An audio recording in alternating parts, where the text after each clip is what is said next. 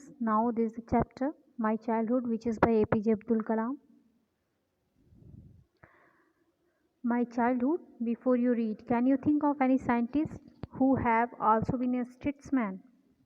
इसमें APJ अब्दुल कलाम के बचपन के बारे में उन्होंने एक ऑटोबायोग्राफी का एक ये पार्ट है लिया गया है, तो इसी के बारे में है. Before you read, can you think of any scientist, कि क्या आप किसी ऐसे साइंटिस्ट के बारे में जानते हैं who have also been a statesman, कि वो एक स्टेट्समैन मीन्स राजनेता भी रहे हैं. APJ Abdul Kalam, whose projects in space, defense and nuclear technology guided India into the 21st century, became our 11th president in 2002. APJ Abdul Kalam के जो project होते थे वो स्पेस के, डिफेंस, रक्षा से रिलेटेड एंड न्यूक्लियर टेक्नोलॉजी से related, जिसने 21st century के इंडिया को भी गाइड किया. ये हमारे देश के 11th प्रेसिडेंट रहे हैं. इन हिज ऑटोबायोग्राफी, उनकी एक ऑटोबायोग्राफी रही है विंग्स ऑफ फायर, जिसका नाम था he speaks of his childhood, जिसमें उन्होंने अपनी चाइल्डहुड के बारे में बताया है. I was born into a middle class Tamil family. इनका जन्म जो हुआ था वो मिडिल क्लास तमिल फैमिली में हुआ था in the island town of Rameswaram. तो टाउन का नाम था रामेश्वरम, एक आइलैंड में, in the erstwhile Madras state. इसके पहले ये मद्रास स्टेट था. My father Jainul Abdeen had neither much formal education nor much wealth. इनके पिता का नाम था जैनुल आब्दीन. इनके पास एजुकेशन बहुत ज़्यादा नहीं था और न ही ये बहुत ज़्यादा धनाढ़ थे, मतलब एक एवरेज था, बहुत हायर एजुकेटेड नहीं थे. डिस्पाइट दिस डिसएडवांटेजेस, इन कमियों के बावजूद he possessed great innate wisdom. Innate means inborn, तो सारी कमियों के बावजूद ये चीज़ें कम थी, लेकिन उनके पास जो विजडम था ना वो जन्मजात था. And a true generosity of spirit, उनकी आत्मा जो थी बहुत ही ट्रू थी. He had an ideal helpmate in my mother Ashiamma, और उनकी जो हेल्पमेट थी वो उनकी माँ थी, कलाम जी की माँ थी, और जिनका नाम था Ashiamma. I do not recall the exact number of people she fed every day. वो कहते हैं कि मुझे नहीं याद है उतने लोग जितनों को वो प्रतिदिन खाना खिलाती हैं, but I am quite certain that for more outsiders ate with us. लेकिन मैं निश्चित रूप से ये कह सकता हूँ या जानता हूँ कि हमारे साथ बाहर के लोग भी बहुत खाना खा लेते थे. जैसे उनकी फैमिली तो में लोग तो थे ही, लेकिन उनके साथ साथ कुछ बाहर के लोग भी थे. All the members of our own family put together. तो ये जो सारे मेम्बर्स हैं वो दरअसल अपनी माँ का नेचर बताते हैं इसमें, कि वो इतनी अच्छी थी कि वो इन सब चीज़ों को काउंट नहीं करती थी. अगर बाहर कुछ लोग भूखे होते थे या फिर कुछ आते थे तो वो खिलाती पिलाती थी, उन्हें वो चीज़ें बहुत अच्छी लगती थी. I was one of many children, मैं भी उन बहुत बच्चों में से एक था, मतलब उनके जो भाई बहन थे उनमें से मैं था. A short boy with rather undistinguished looks, बहुत ही कद काठी जो इनकी थी वो छोटी थी और बहुत ही नॉर्मल लुक था इनका. Born to tall and handsome parents, हालांकि इनके जो पेरेंट्स थे वो टॉल और हैंडसम थे. We lived in our ancestral house, वो अपने जो पूर्वज के घर थे वहाँ रहते थे. Which was built in the middle of the 19th century, जो कि 19th सेंचुरी के मिडिल में बना था. It was fairly large pucca house. अब यहाँ से उनका थोड़ा सा स्टेटस पता चलता है. ये उस समय भी पक्का हाउस, मतलब कि एक औसत में वो पक्का हाउस था, made of limestone and brick, जो कि चूना और ब्रिक से बना हुआ था. जैसे आज के समय में सीमेंट वगैरह होते हैं तो उस समय वो चूने के और ब्रिक के बने हुए थे. On the mask street in Rameswaram, my austere father used to avoid all inessential comforts and luxuries. तो मेरे जो ऑस्टर फादर थे, मतलब कि strict severe and very honest. Severe मतलब कि अगर जो चीज़ एक बार कह देते थे वो जल्दी कोई टालता नहीं था, और जो अननेसेसरी चीज़ें होती थी वो उसे खुद ही अवॉइड करते थे.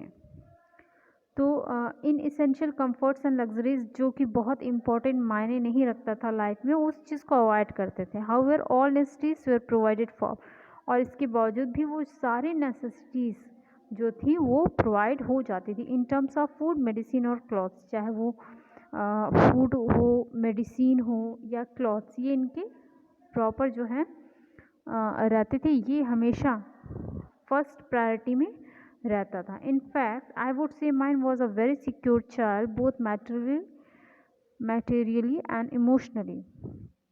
इसलिए कहते हैं कि मेरा जो फ्यूचर था वो अब मुझे सिक्योर लगता था, चाहे वो मैटेरियली हो या इमोशनली हो। The second world war broke out in 1939। जो सेकेंड वर्ल्ड वॉर हुआ था वो 1939 में हुआ था। When I was 8 years old, तब वो केवल 8 वर्ष के थे। For reasons I have never able to understand, और तब इन्हें बहुत चीज़ें समझ में नहीं आती थी। A sudden demand for tamarind seed adapted in the market, क्योंकि तभी क्या हुआ था कि टैमरिन मतलब जो इमली के सीड्स होते हैं, अचानक उसकी जो है डिमांड मार्केट में बहुत बढ़ गई। I use to collect the seeds and sell them to provision shop on Mosque Street. तो वो क्या करते थे, वो इन सीड्स को कलेक्ट करते थे और उन्हें शॉप में ले जाके बेचते थे, और वो कहाँ था, मॉस्क स्ट्रीट में था।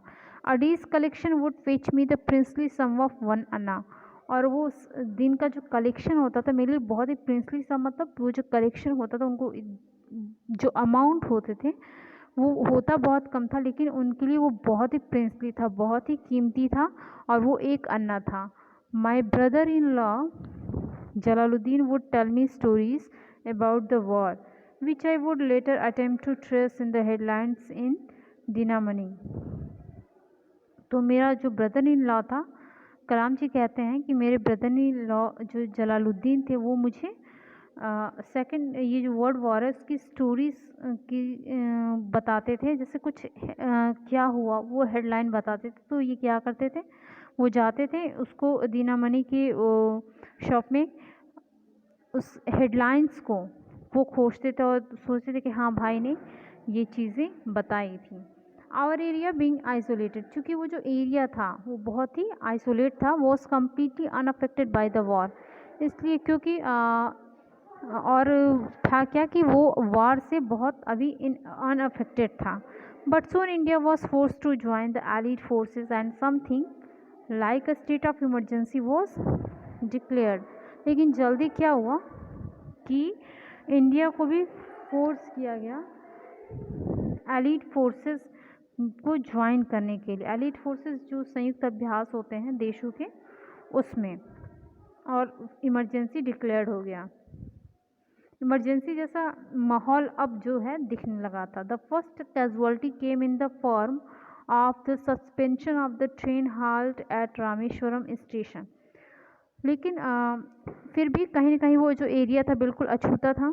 ये जो चीज़ें हो रही थी ये उनके जो हैं ब्रदर इन लॉ बताते थे, तो ये थोड़ा सा पेपर वगैरह में ढूंढते थे, उस लाइनों को पढ़ते थे, और फिर बस एक चीज़ जो हुई थी, जो चेंज हुआ था कि रामेश्वरम स्टेशन पे जो गाड़ी रुकती थी वो जो हाल्ट था उसको चेंज कर दिया गया, वो अब वहाँ नहीं रुकती थी। तो ये इनको लगता था ये फर्स्ट कैजुअलिटी, अच्छा ये चेंज हो गया, ऐसे होता है, वो चीज़ें हो गई थी। The newspaper now had to be bundled, अब जो न्यूज़पेपर था वो बंडल बना के and thrown out from the moving train, बाहर फेंक दिया जाता था चलती हुई ट्रेन से, on the Rameswaram road, Rameswaram road पे बिटवीन रामेश्वरम एंड धनुषकोडी के बीच में चलते हुए उसको फेंक दिया जाता था। That forced my cousin Samsuddin, who distributed newspapers in Rameshwaram, to look for helping hand to catch the bundles, and as if naturally, I filled the slot. Samsuddin helped me earn my first wages. Half a century later, I can still feel the surge of pride in earning my own money for the last time. तो अब ये जो चीज़ें थी, जब वो paper फेंक दिया जाता था तो मेरा जो कज़िन था शमसुद्दीन जिसका नाम था, उसको पेपर ये डिस्ट्रीब्यूट करना होता था, तो उसको अब इस काम के लिए उसे एक हेल्पर की ज़रूरत थी और डेफिनेटली उसके लिए मैं था। कलाम जी कहते हैं कि उसके लिए मैं था। तो शमसुद्दीन ने वो बंडल को कैच करना, उसको डिस्ट्रीब्यूट करना, ये काम उसको करने के लिए एक हेल्पर की ज़रूरत थी, जो कि उन्होंने कलाम को इसके लिए सही चुना।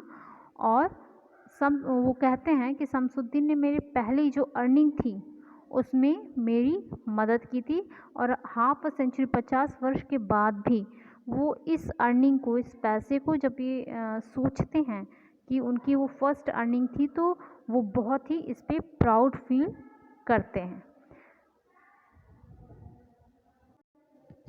Every child is born with some inherited characteristics into a specific socio-economic and emotional environment and trained in certain ways by figures of authority. हर बच्चे में जन्मजात कुछ न कुछ क्वालिटीज़ जो होती हैं वो होती हैं, वो इनहेरिटेड होती हैं into specific socio economic and emotional environment, और कुछ उसमें से कुछ जो होता है वो उनकी जो इकोनॉमिक जो इन्वायरमेंट होता है वो वहाँ से भी सीख लेते हैं, और कुछ अथॉरिटीज़ मतलब कोई ना कोई चीज़ें आपकी जो सराउंड में होती हैं आप उनसे भी सीखते हैं, और प्लस आपके अंदर कुछ इनहेरिटेड क्वालिटीज़ होती हैं। Inherited honesty and self discipline from my father, from my mother. उन्होंने जो ये ऑनेस्टी और सेल्फ डिसिप्लिन लिया उन्होंने अपने पिता से और माता जी से लिया। आई inherited faith in goodness and deep kindness and so did my 3 brother and sister. वो जो फेथ था, गुडनेस था, डीप काइंडनेस था, यहाँ तक कि उन्हें भी मिला और उनके भाई और बहनों को भी मिला। I had 3 close friends in my childhood. वो आगे बताते हैं कि उनके जो 3 फ्रेंड्स थे वो उनके बचपन के, वो बहुत ही क्लोज थे। उनका नाम था रामानंदा शास्त्री, अरविंदन एंड शिव प्रकाशन। तो all these boys were from orthodox Hindu Brahmin families. ये जो तीनों दोस्त थे इनके, ये हिंदू ब्राह्मण फैमिली से थे। As children none of us ever felt any difference amongst ourselves because of our religious differences and upbringing. लेकिन एज ए चिल्ड्रन, जो कि एक क्लास में किसी भी कास्ट के बच्चे होते हैं, हर कास्ट के बच्चे होते हैं, लेकिन वो कभी भी अपनी जो फ्रेंडशिप होती है वो रिलीजन को देख के नहीं बनाते। तो ऐसा ही उनके साथ भी था। In fact Ramananda Shastri was the son of पक्षी लक्ष्मण शास्त्री। ये जो रामानंदा शास्त्री के पिता का नाम था Pakshi Lakshman Shastri, the high priest of the Rameswaram temple, और ये रामेश्वरम टेम्पल के सबसे बड़े महंत थे। लेटर ही took over the priesthood of the Rameswaram temple from his father, और बाद में ये जो प्रिस्टहुड था रामेश्वरम को उन्हीं से मिला था। Aravindan went into the business of arranging transport for visiting pilgrims. ये जो विजिटिंग पिलग्रिम्स होते हैं उनको अरेंज करने के लिए ये ट्रांसपोर्ट बिजनेस में अरविंदन लगे हुए थे। एंड शिव प्रकाशन became a catering contractor for the southern railway, और जबकि शिव प्रकाशन जो थे वो कैटरिंग का काम करते थे साउथर्न रेलवे में। कैटरिंग जो खाना वगैरह होने का जो व्यवस्था करते हैं, कॉन्ट्रैक्टर जो होते हैं, वो उसका काम करने लगे थे। Okay, thank you.